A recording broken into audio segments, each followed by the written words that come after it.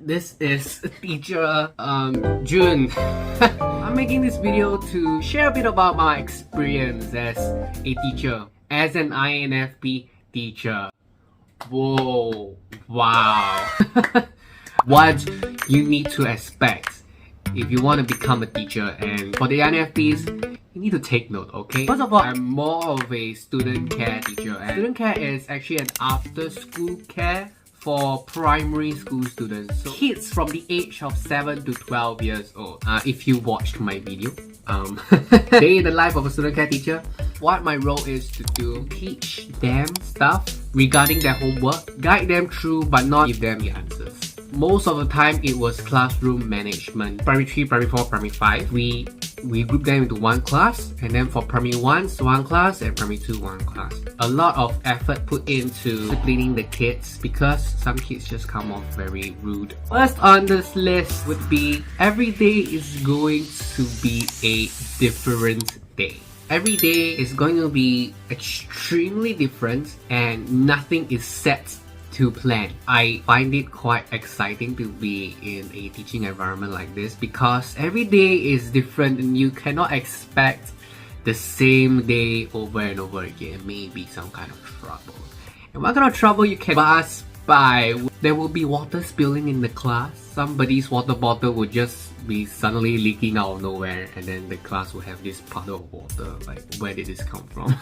There are some cases where students are struggling with anger management, and then they make a fuss in class. They poke at your parent, at their friends. Poke, like use the pencil and poke each other. Yeah, that's what you need to expect. Sometimes they may have a stomach ache, sometimes a nosebleed, cough, sore throat. Students get sick. Expect or not, expect the worst, the best things that can happen throughout the day. Second on the list would be learn from your colleagues. Right, your colleagues, also the teachers over there. I think it's very important to learn from your colleagues because they are your so-called role models.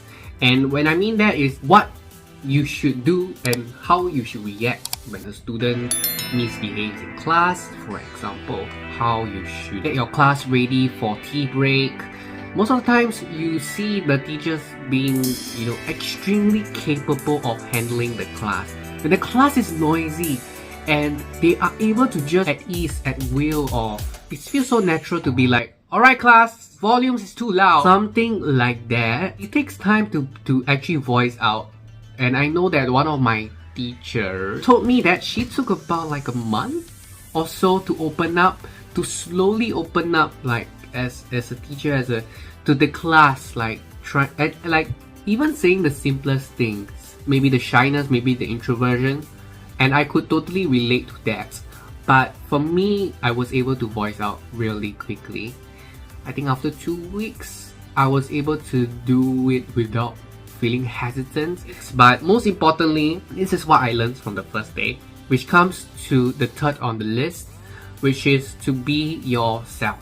It's important to learn and do better each step of the day in certain areas. Doesn't necessarily mean you have to improve everything within a day. No, it's unrealistic.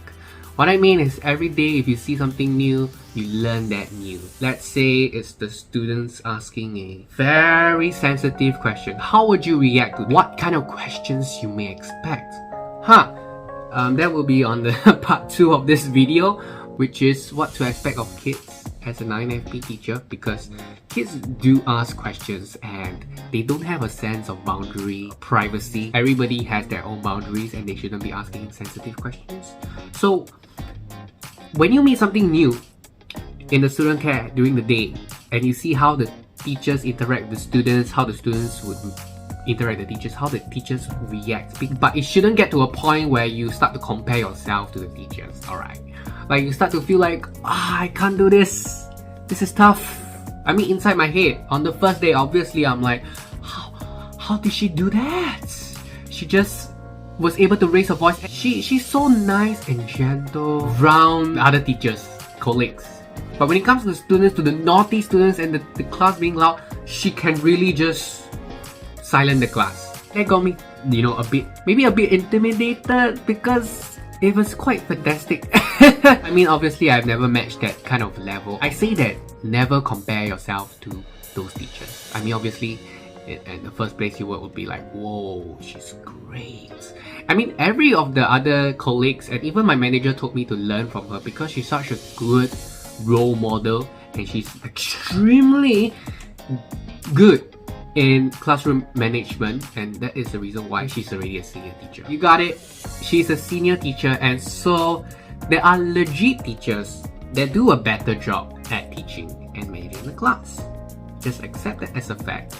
But the thing is that you need to know that it takes years and it takes time to be at that level. And when I say that there's one teacher that took 1 month to like open up to the class, I took 2 weeks.